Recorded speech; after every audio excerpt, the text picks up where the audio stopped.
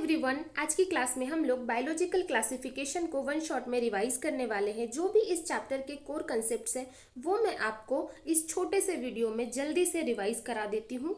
इसी में से आपको 99% पेपर देखने को मिलेगा, सो वीडियो को स्किप मत करना, लास्ट तक देखना।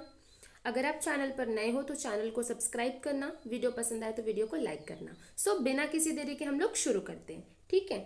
और मुझे इस चैप्टर को कंप्लीट करने के बाद में आप लोग कमेंट करके बताना कि आपको नेक्स्ट चैप्टर कौन सा चाहिए। हम लोग जल्दी से जल्दी उसको अपलोड करने का ट्राई करेंगे, ठीक है। सो चलो शुरू करते हैं।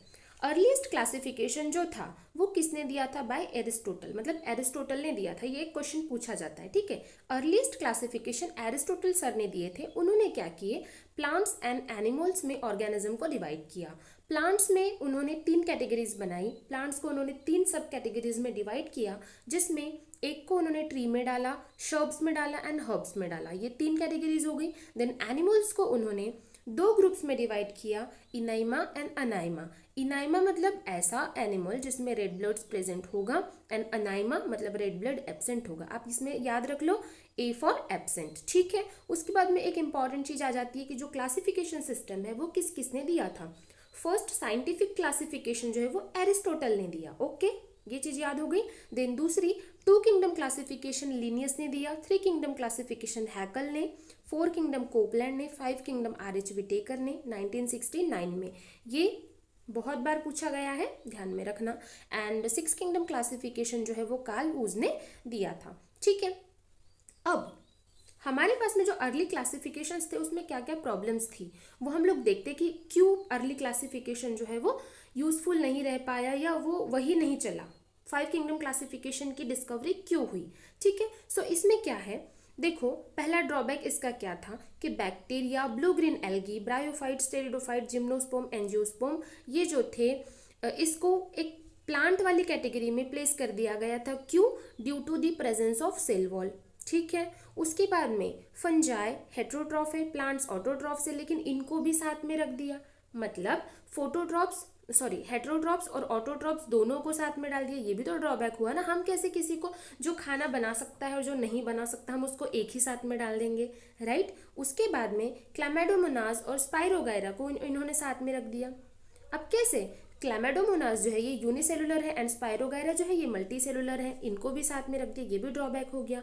उसके बाद में फंजाई और प्लांट्स को भी एक ग्रुप में डाल दिया, तब कि जो फंजाई की सेल वॉल होती है वो काइटिन की बनी होती है एंड प्लांट की सेल वॉल जो होती है वो सेलुलोज की बनी होती है। तो ऑब्वियस सी बात है ना, जब आप ऐसे रैंडम एनिमल्स को, रैंडम ऑर्गेनिजम्स को कंबाइन कर दोगे तो फ्लॉप तो होना ही है ना। सो उसके बाद में हमारा नया किंगडम क्लासिफिकेशन आता है, 5 किंगडम क्लासिफिकेशन, जो मोस्ट एक्सेप्टेड है अभी के दिनों में, जो आर.एच. विटेकर सर ने दिया था। इन्होंने क्या क्या क्राइटेरिया लिया था? पहला क्राइटेरिया लिया cell structure, then body organisation, mode of nutrition, reproduction and phylogenetic relationship. ये चीजें याद रखना, ये क्वेश्चन में पूछा जाता है कि कौन से क्राइटेरिया उन्होंने लिया था। उसके बाद में उन्होंने बताया जो ऑर्गेनिजम्स होते हैं ये 5 किंगडम में, हमारे 5 किंगडम मतलब 5 किंगडम इंक्लूड है, उसमें जो ऑर्गेनिज्म होते हैं वो प्रोकैरियोट्स एंड यूकैरियोट्स में डिवाइड किए गए हैं। तो जो मोनेरा किंगडम है वो मेनली यूनिसेलुलर में आ गया एंड बचे हुए जो 4 है वो हमारे यूकैरियोट्स में आ गए। लेकिन 4 में से भी जो पहला है वो यूनिसेलुलर यूकैरियोट्स है and fungi, plants and animals, Animalia जो है ये यूकैरियोट्स है, मल्टी सेलुलर वाले, ठीक है। इस तरीके से याद रखना, ठीक है। उसके बाद में देखो बैक्टीरिया, हम लोग मोनेरा किंगडम के बारे में देख लेते हैं कि बैक्टीरियाज में क्या दिया है। तो बैक्टीरिया जो है बच्चे, देखो मैं क्रिस्प थ्योरी रिवाइज करा रही हूँ, तो जो जो पॉइंट्स मैं बता रही हूँ उसको ध्यान से सुनना, नोट्स को रिवाइज करना। आप लोग देखना आपका मैक्सिमम सवाल इन्हीं में से बन जाएगा। छोटा सा टाइम ड्यूरेशन ले रही हूँ लेकिन चैप्टर को कंप्लीट करा रही हूँ, एंड तक देखना, कुछ भी चीज़ें मिस मत करना, ठीक है। सो देखो बैक्टीरिया के रिगार्डिंग क्या चीज़ें हैं। बैक्टीरिया जो होते हैं वो सोल मेंबर ऑफ मोनेरा है, मोस्ट अबंडेंट माइक्रो ऑर्गेनिज्म है, most extensive metabolic diversity. Bacterias जो होते हैं वो मोनेरा किंगडम के सोल मेंबर हैं, वो बहुत ही ज़्यादा मात्रा में पाए जाते हैं, मोस्ट अबंडेंट है एंड उनके अंदर बहुत ही ज़्यादा डिफरेंट टाइप के मेटाबॉलिक डाइवर्सिटी देखने को मिलती है। देन बैक्टीरिया का जो न्यूट्रिशन है वो 2 टाइप का हो सकता है, ऑटोट्रॉफिक भी हो सकता है, हेट्रोट्रॉफिक भी हो सकता है। तो ऑटोट्रॉफिक न्यूट्रिशन जो है वो कुछ ही बैक्टीरिया में पाया जाता है, लेकिन हेट्रोट्रॉफिक मोड ऑफ न्यूट्रिशन जो है वो मेजॉरिटी ऑफ द बैक्टीरिया में पाया जाता है, ठीक है। उसके बाद में शेप्स के बारे में पूछा जाता है। मैच द पेयर में जनरली ये पूछा गया है कि बैक्टीरिया के शेप्स कौन से होते हैं। तो हमारे पास में बेसिक 4 शेप्स है। विब्रियो जो कॉमा शेप होता है, कोकस जो स्फेरिकल होता है, बैसिलस जो रॉड शेप होता है, स्पेरिलम जो स्पाइरल शेप का होता है। ठीक है। यहाँ पे फिर की बैक्टीरियल फैक्ट क्या है, देखो एक चीज, bacteria tiny but powerful players in the nature. वो बहुत ही छोटा ऑर्गेनिज्म है लेकिन नेचर में वो बहुत ही पावरफुल रोल प्ले करता है। ठीक है। उसके बाद में आर्कीबैक्टीरिया के बारे में देख लो। हमने जब इसके बात किया बैक्टीरिया, मतलब हम जनरली यू बैक्टीरिया की बात करते हैं। यू बैक्टीरिया मतलब ट्रू बैक्टीरिया। ठीक है। उसके बाद में देखो आर्कीबैक्टीरिया। आर्कीबैक्टीरिया वो है जो पुराना टाइप का बैक्टीरिया है। ठीक है। तो देखो आर्कीबैक्टीरिया के बारे में, उसमें हेलोफिल्स जो सॉल्टी एरियाज में रहते हैं, थर्मो एसिडोफिल्स जो हॉट स्प्रिंग्स में रहते हैं, मिथेनोजेंस जो मार्शी एरियाज में रहते हैं। ये मिथेनोजेंस जो है ये रूमिनेंट एनिमल्स के गट में प्रेजेंट होते हैं जो बायोगैस प्रोडक्शन में हेल्प करते हैं। ठीक है। ये चीज़ याद रखना, ये भी पूछा जाता है। उसके बाद में साइनोबैक्टीरिया के बारे में ऐसे कुछ पॉइंट्स देख लो, डायरेक्टली एग्जाम में पूछा जाएगा। ठीक है। देखो साइनोबैक्टीरिया क्या है बच्चे, ये फोटोसिंथेटिक ऑटोट्रॉफ से इसमें क्लोरोफिल ए प्रेजेंट होगा, सराउंडेड बाय जिलेटिनियस शीथ जिसको हम लोग म्यूसिलेजिनियस शीथ भी बोलते हैं। ये यूनिसेलुलर हो सकते हैं, कॉलोनियल हो सकते हैं, फिलामेंटस भी हो सकते हैं। Often form bloom in water, ये ब्लूम बनाते हैं वाटर में।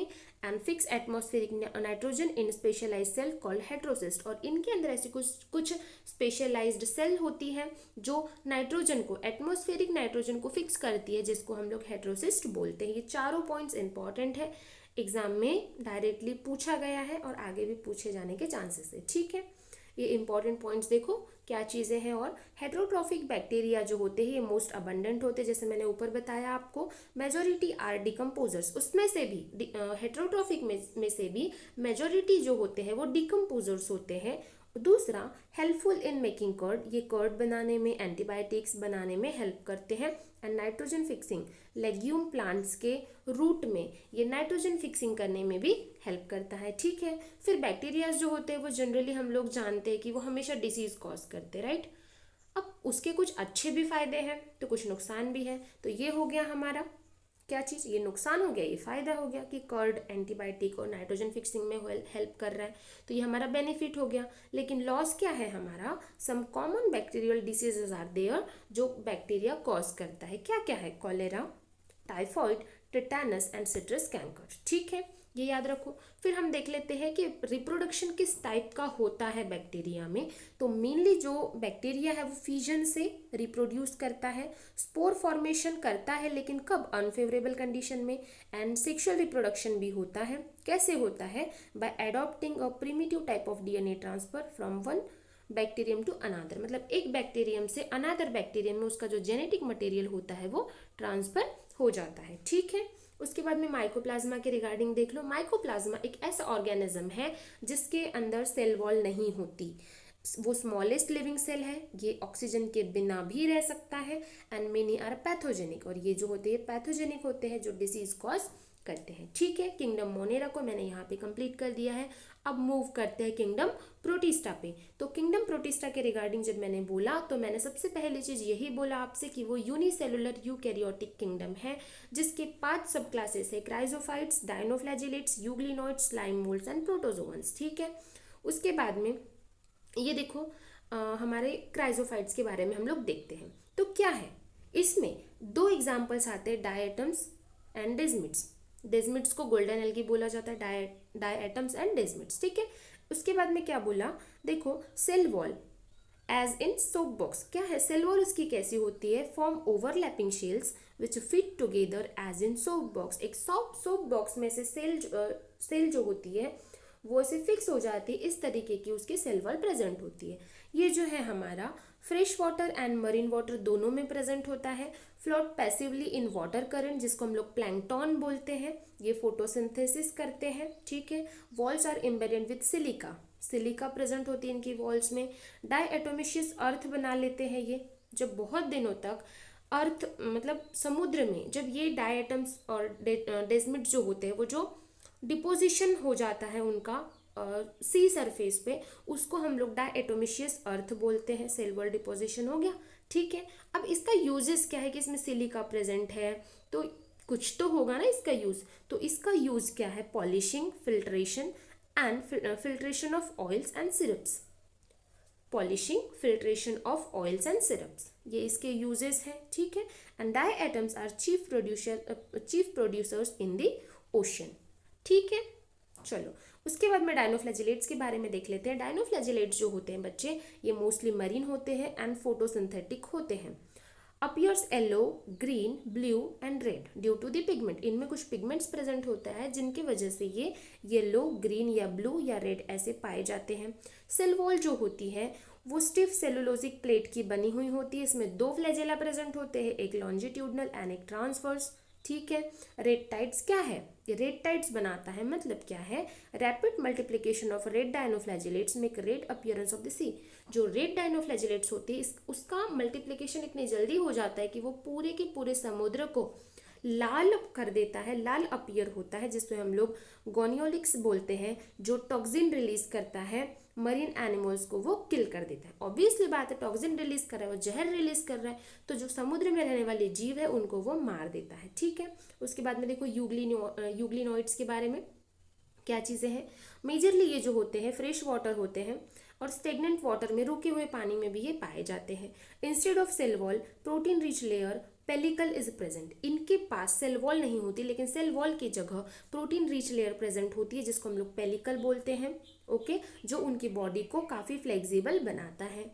इसमें दो फ्लैजेला होती है इनकी बॉडी पर, एक शॉर्ट होता है एंड एक लॉन्ग होता है। ये फोटोसिंथेटिक होते हैं in the presence of sunlight and heterotrophic in the absence of sunlight.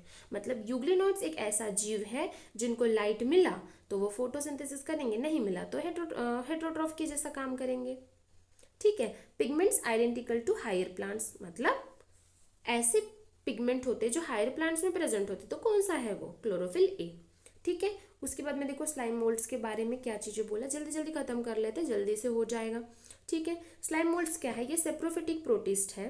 Suitable condition form Plasmodium, suitable condition में ये प्लाज्मोडियम फॉर्म कर लेता है, अनसुटेबल कंडीशन में ये स्पोर बना लेता है। और स्पोर जो होते हैं उसकी बहुत ही ज़्यादा टफ वॉल्स होती है बच्चे, जो एक्सट्रीमली रेजिस्टेंट होते हैं and dispose by air currents, ठीक है। उसके बाद में देखो प्रोटोजोअन्स के बारे में। प्रोटोजोअन्स क्या है, इसमें 4 कैटेगरीज देखने को मिलेगी आपको। अमीबॉइड, लाइक अमीबा जिसको हम लोग बोलते हैं, प्रोटोजोअन्स में देखो अमीबॉइड, फ्लैजिलेटेड, सीलिएटेड एंड स्पोरोजोअन्स। तो ये जो प्रोटोजोअन्स है बच्चे, ये मेनली हेटरोट्रॉफिक कैटेगरी में आते हैं, प्रिमिटिव रिलेटिव्स ऑफ एनिमल्स है। अमीबॉइड के बारे में मैं बात करूँ तो प्रीडेटर अमीबा है, इसमें पैरासिटिक एंट अमीबा है एंड सिलिका सेल्स जो होती है वो सरफेस पर प्रेजेंट होती है। देन फ्लैजिलेटेड में फ्लैजेला प्रेजेंट होगा, उसके नाम से ही पता चल रहा है। तो फ्लैजिलेटेड में एक ट्राइपेनोसोमा करके एक प्रोटोजोआ होता है जो स्लीपिंग सिकनेस को कॉज करता है। ये एग्जाम में पूछा गया सवाल है, इसको याद रखना, ठीक है। सीलिएटेड में क्या है, सीलिया प्रेजेंट होती है, मूविंग सीलिया, एक्टिवली मूविंग सीलिया प्रेजेंट होती है जो उसको मूव करने में हेल्प करती है। और इसमें कैविटी होती है जिसको गलेट बोला जाता है एंड इसका एग्जाम्पल आ जाता है हमारा पैरामीशियम, ठीक है। स्पोरोजोअन्स में प्लाज्मोडियम जो मलेरियल पैरासाइट होता है एक तरीके से, ठीक है, याद रखना ये। उसके बाद में देखो बच्चे फंजाई के बारे में।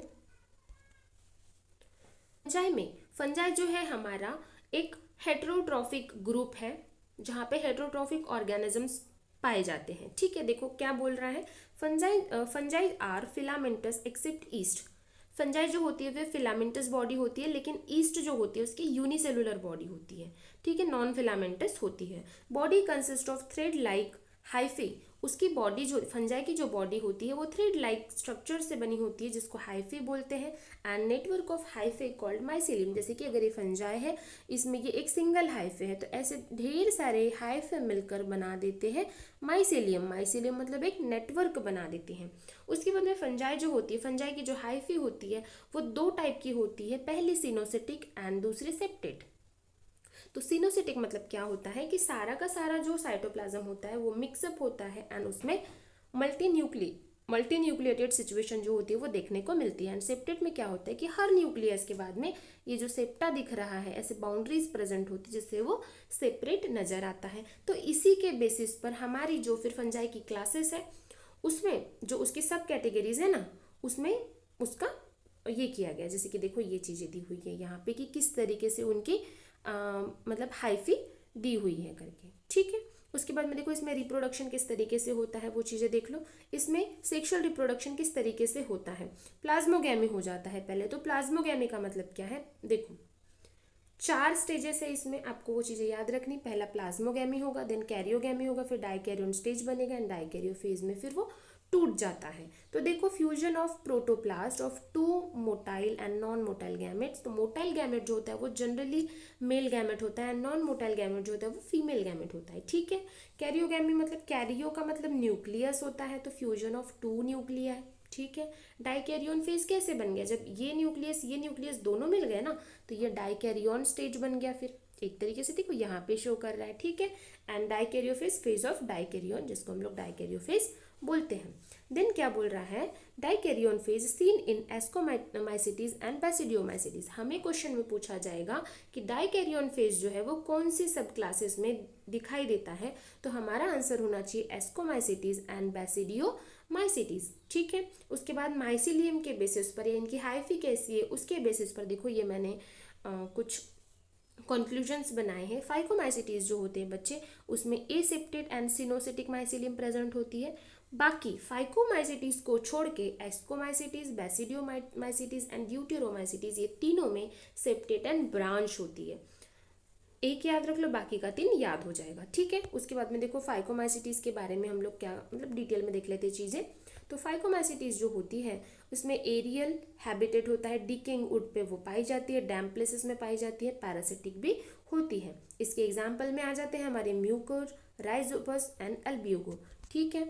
उसके बाद में देखो बच्चे एस्कोमाइसिटीज एंड ड्यूटेरोमाइसिटीज क्या चीज़ें बोल रहा है।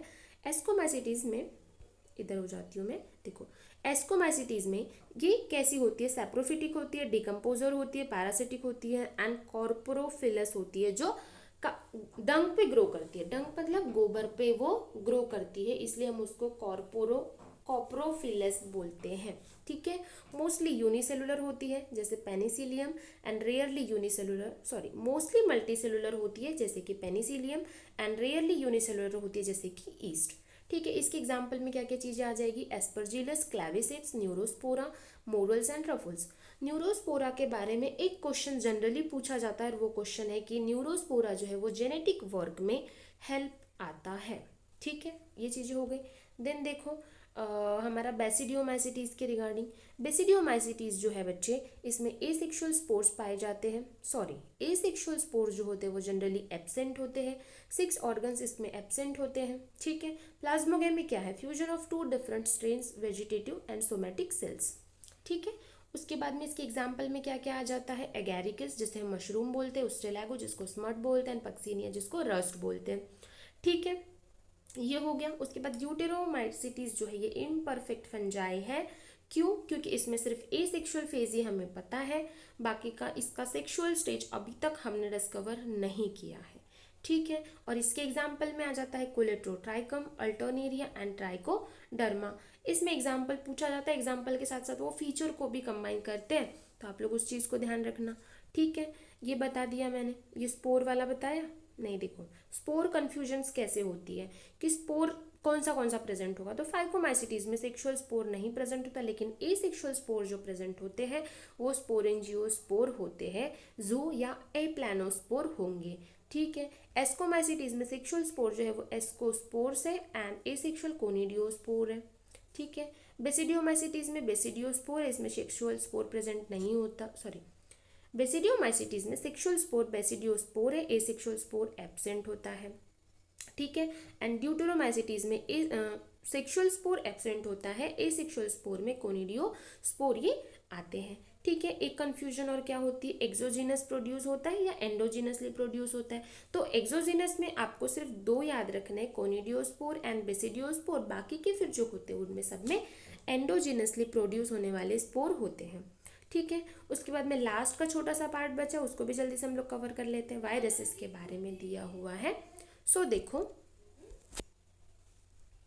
वायरसेस जो होते हैं बच्चे वो नॉन सेलुलर ऑर्गेनिज्म है जो डेड के अंदर, मतलब डेड है आउटसाइड दी होस्ट, होस्ट के बाहर अगर है वो तो वो डेड है, अगर बॉडी के अंदर है तो वो लिविंग है। सो इसे हम लोग ये ऑब्लिगेट पैरासाइट है।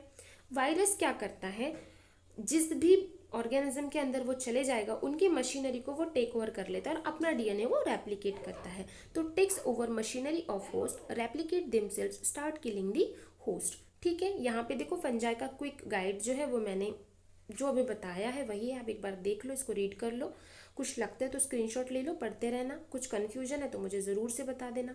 ठीक है, अब देखो वायरसेस के बारे में क्या चीज़ें दिया हुआ है। तो वायरस जो होता है बच्चे वो किस किस चीज़ से बना होता है, उसमें दो चीज़ें पाई जाती है, एक न्यूक्लिक एसिड प्रेजेंट होता है और दूसरा प्रोटीन प्रेजेंट होता है। तो जो न्यूक्लिक एसिड होता है वो इन्फेक्शियस होता है, जो इन्फेक्शन कॉज करता है, जिसमें आरएनए या फिर डीएनए आ जाता है। और प्रोटीन जो है ये प्रोटेक्शन का काम करता है।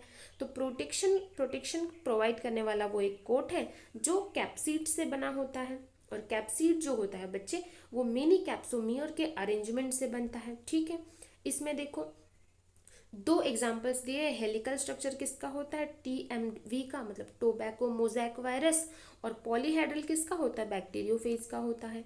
ठीक है, उसके बाद में कुछ साइंटिस्ट दिए हुए हैं एनसीईआरटी में, उसको भी देख लो। दिमित्री इवानोस्की जो है उसने वायरस नेम को बताया था कि इसका नाम वायरस है, नामकरण किया था। एमडब्ल्यू बिजर्निक ने कॉन्टेजियम वाइवम फ्लूइडम ये चीज़ बोला, मतलब एक ऐसा इन्फेक्शियस फ्लूइड जो इन्फेक्शियस लिविंग फ्लूइड, उसको उन्होंने बोला कॉन्टेजियम वाइवम फ्लूइडम। ठीक है, डब्ल्यू एम स्टैनले ने क्रिस्टलाइन वायरस, मतलब उसने वायरस को क्रिस्टलाइज किया, उसको कलर किया। ठीक है, देन प्लांट, इसमें एक और कन्फ्यूजन हो जाता है कि प्लांट्स में कैसे वायरसेस प्रेजेंट होते हैं, एनिमल्स में कैसे होते हैं। तो प्लांट वायरसेस जो होते हैं बच्चे वो जनरली सिंगल स्टैंडर्ड आरएनए होते हैं। एनिमल वायरसेस में सिंगल स्टैंडर्ड या डबल स्टैंडर्ड आरएनए, या फिर देखो अगर आरएनए प्रेजेंट है तो वो सिंगल स्टैंडर्ड या डबल स्टैंडर्ड दोनों में से हो सकता है, और अगर डीएनए प्रेजेंट है तो वो सिर्फ डबल स्टैंडर्ड होगा। ठीक है, देन बैक्टीरियोफेज जो होता है बच्चे उसमें डबल स्टैंडर्ड डीएनए ही प्रेजेंट होता है। उसके बाद में सबसे बड़ी एक मेन कन्फ्यूजन आ जाती है वायरस, वायरॉइड और प्रियॉन्स। इसमें छोटा सा डिफरेंस है कि क्या क्या चीज़ें प्रेजेंट होती है। तो देखो वायरस जो है उसमें न्यूक्लिक एसिड एंड प्रोटीन दोनों प्रेजेंट होती है। वायरॉइड्स में सिर्फ न्यूक्लिक एसिड प्रेजेंट होगा एंड प्रियॉन्स में सिर्फ प्रोटीन प्रेजेंट होगा। तो हम याद कैसे करेंगे, तो प्रियॉन्स में पी आ गया, पी फॉर प्रोटीन। तो देख लो प्रियॉन्स में सिर्फ प्रोटीन प्रेजेंट होते हैं, वायरस में दोनों होते हैं, ये तो चीज़ें हमें याद रहती है। वायरॉइड्स में सिर्फ न्यूक्लियोइड्स होगा, सॉरी न्यूक्लिक एसिड होगा। ठीक है, इस तरीके की चीज़ें हो गई याद रखने के लिए। देन देखो वायरॉइड्स के बारे में भी थोड़ा सा डिटेल में दिया हुआ है, वो पढ़ लेते हैं हम लोग। वायरॉइड्स जो होते हैं बच्चे उनको डिस्कवर किया था थियोडाइनर ने। ये क्या क्या कॉज करते हैं, देखो causes potato spindle tuber disease, ये वाली डिसीज करते हैं। Only genetic material protein absent, इसमें सिर्फ जेनेटिक मटेरियल प्रेजेंट होता है, that is nucleic acid present होता है, और प्रोटीन जो होता है वो एब्सेंट होता है। एंड इसका लो मॉलिक्यूलर वेट होता है विद रिस्पेक्ट टू आरएनए। ठीक है, चलो बढ़िया। देन प्रियॉन्स क्या है, ये क्या क्या करता है, तो एनालॉगस वेरिएंट है जो कैटल्स में बीएसई डिसीज करता है। बीएसई का मतलब बोविन स्पॉन्जिफॉर्म इंसेफेलोपैथी, ये वाली डिसीज करता है। मैड काउ डिसीज जिसको हम लोग बोलते हैं, एंड क्रेजफेल्ड जो कैप डिसीज जो है ये ह्यूमंस में करता है।